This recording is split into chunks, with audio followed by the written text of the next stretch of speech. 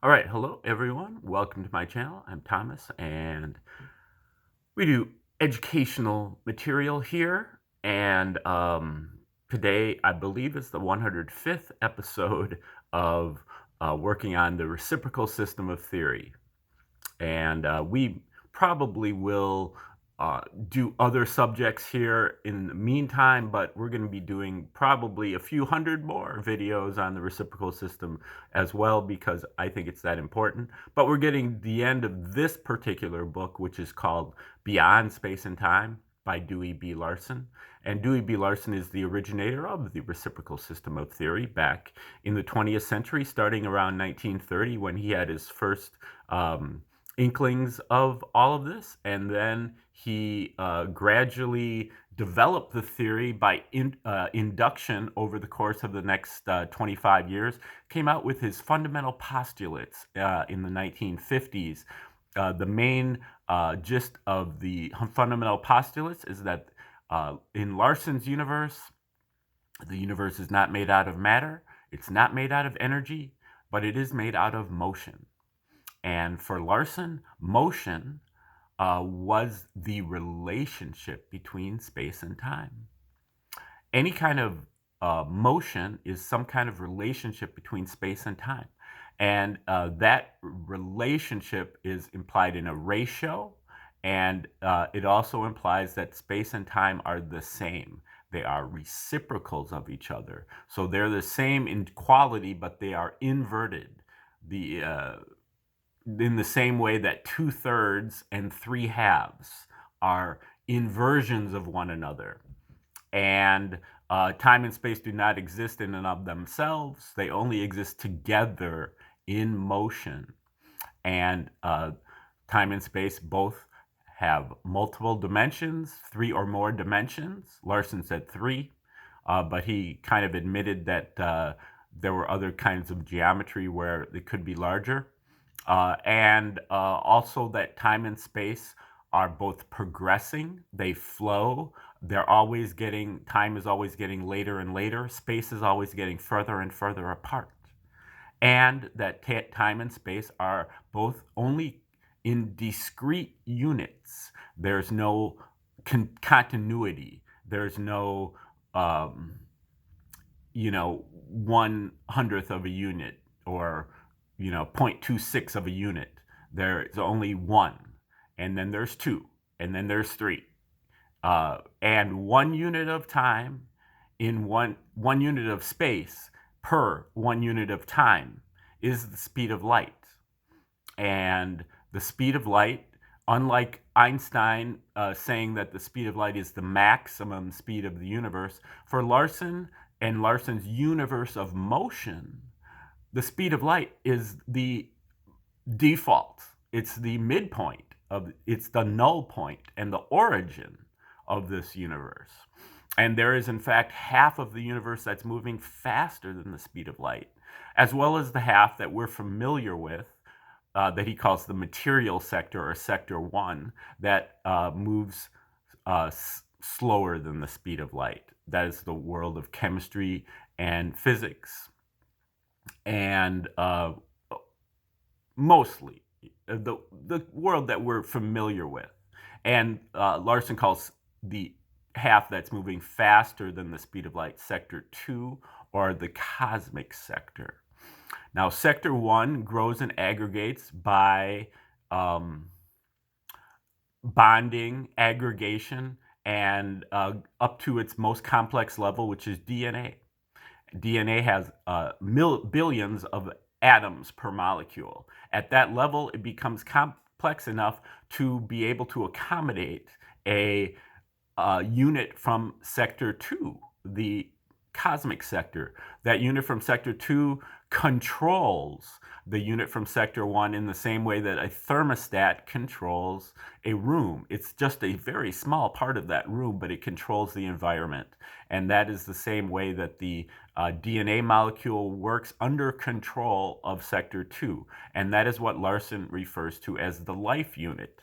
And the life units start out as single-celled organisms, such as amoeba and virus and eventually evolves and develops up to its most complex level, which Larson says is the intelligent human being. And at that point, the intelligent human being becomes able to accommodate uh, overall control by a unit from Sector 3. Now, for Larson, Sector 3 is the area, the region that is outside of space and time or independent of space and time. Uh, I would suggest that he is pointing to the speed of light, the 1/1 region, where all those space and times just disappear and you just have the one. And other people probably would have called Sector 3 God or goddesses or gods or, um, you know, spiritual world, religious world, numinous. But Larson called it Sector 3. He said that Sector 3 is always good and only good. And he says that Sector 3 communicates with an intelligent human being, and those messages are always correct. But through things like intuition, ESP, scientific insight, religious revelation, but that the human being's ability to decode those messages, to understand those messages, translate those messages is very limited. Because you have to think of the human being as kind of like a single-celled spiritual organism. We're just getting started on our spiritual journey. We just got to the point where we are complex enough to get those messages. And so we're not adept yet at decoding those messages.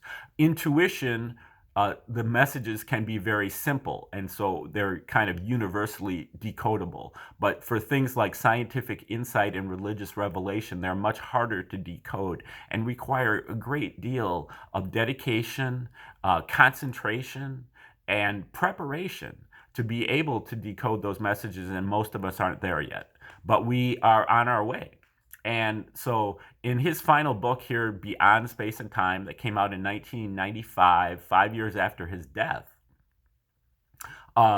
he goes over all these different Sector 3 phenomena. And we are in, I think, the third to last chapter that's called the Road Ahead.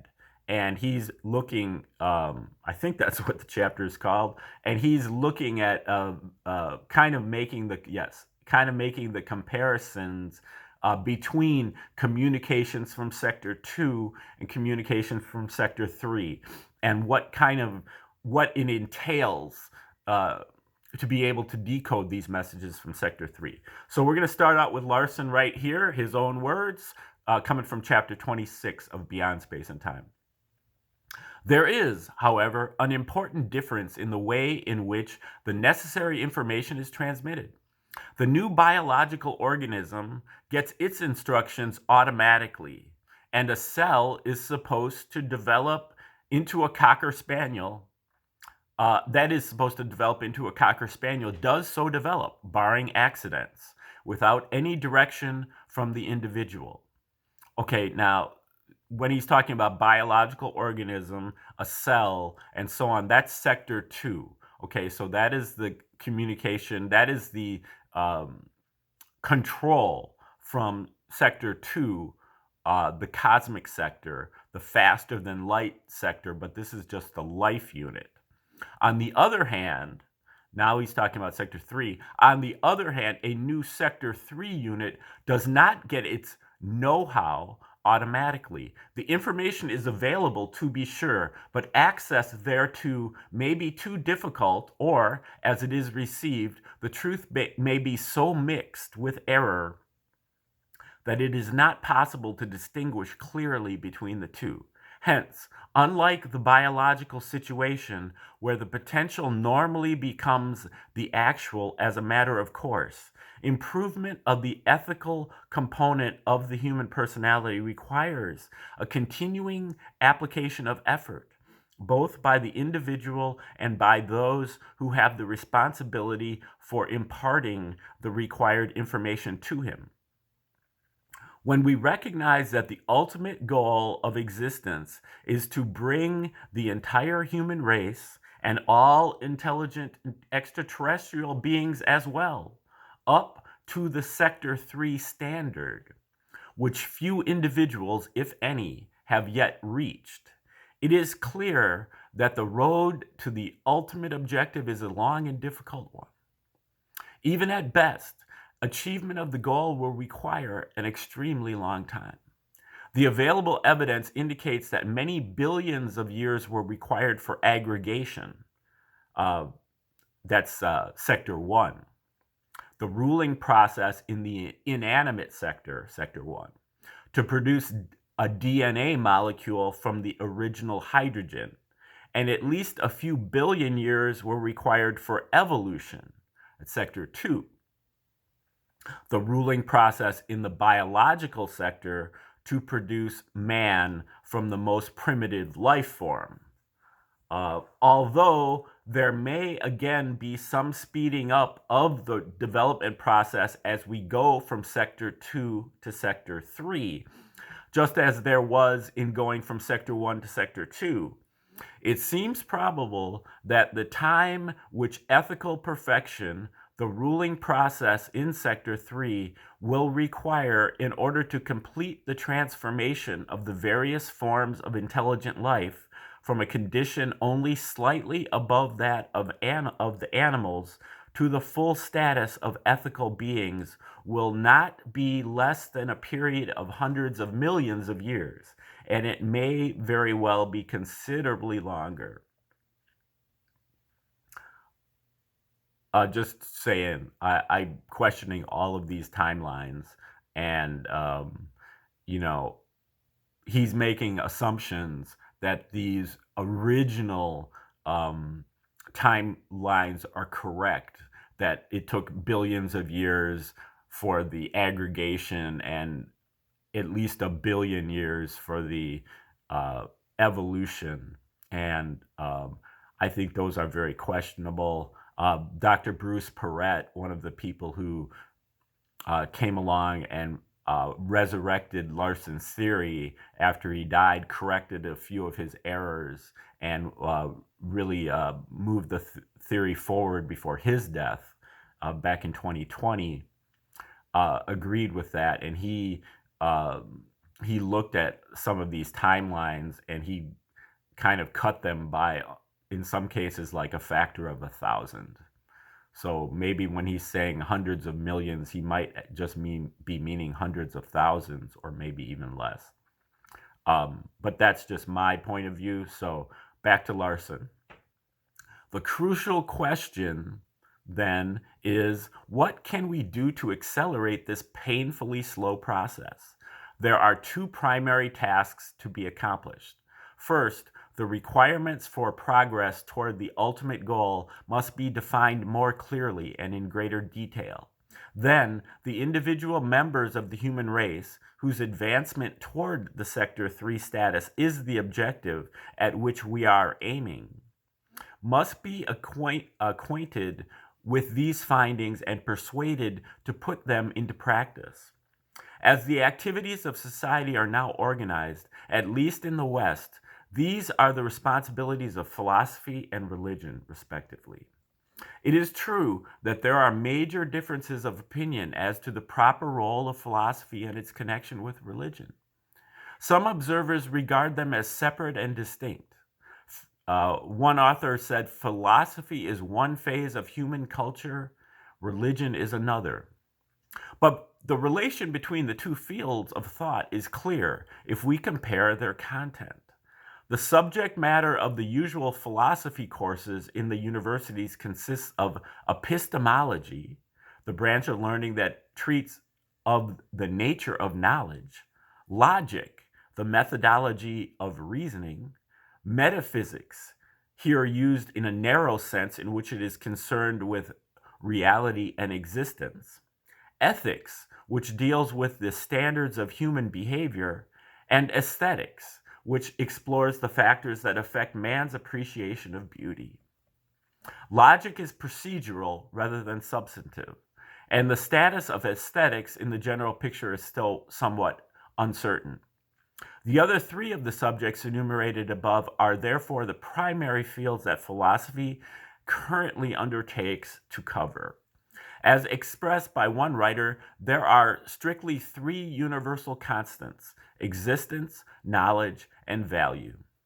On this basis, back to Larson, on this basis, he reduces the essential content of philosophy to ontology, the study of existence, epistemology, the study of knowledge, and axiology, the study of values, the basis of ethics. For present purposes, we will say that the foregoing constitute the subject matter of metaphysical and moral philosophy. Now, for comparison, let us ask, what subject matter is treated by religion?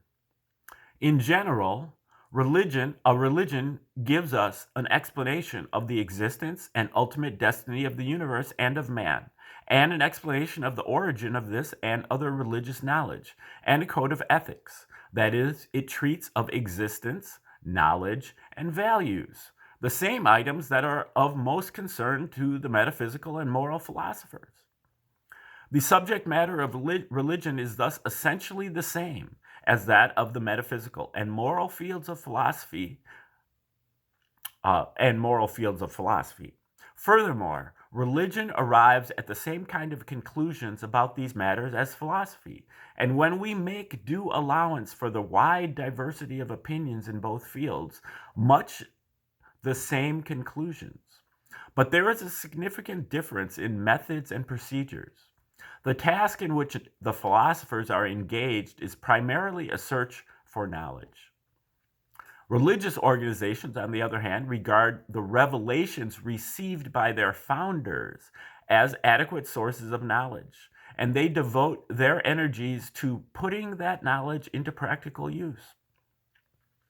When a philosopher reaches some conclusions regarding his subject matter, he writes a book. But when an individual receives or thinks that he receives a religious revelation, he initiates action. He organizes a continuing and systematic program of persuading others to accept that revelation as authentic and to pattern their lives accordingly.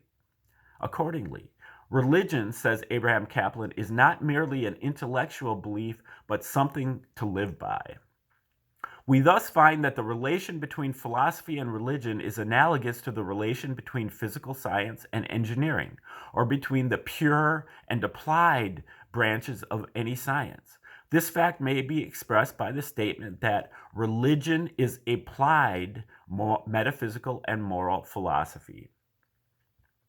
There will no doubt be some objection to this statement on the ground that the theoretical aspect of religion is theology rather than philosophy.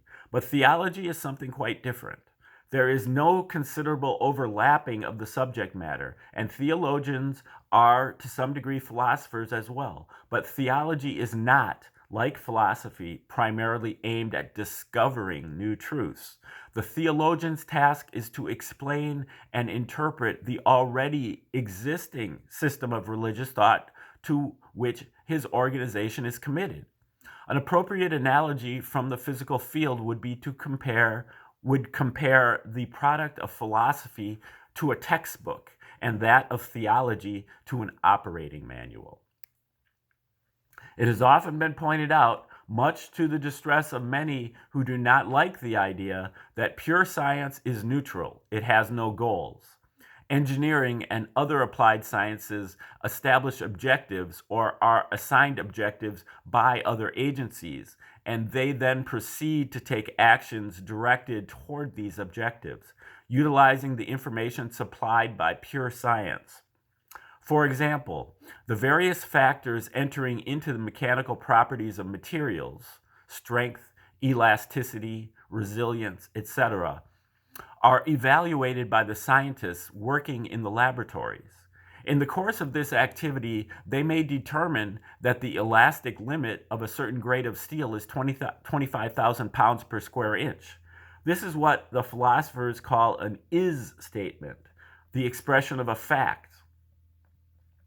As noted, philosophical discussions have laid much stress on the point that ethical theory has no way of going directly from such an is statement to an ought statement, the expression of an obligation. But this is equally true in the physical field.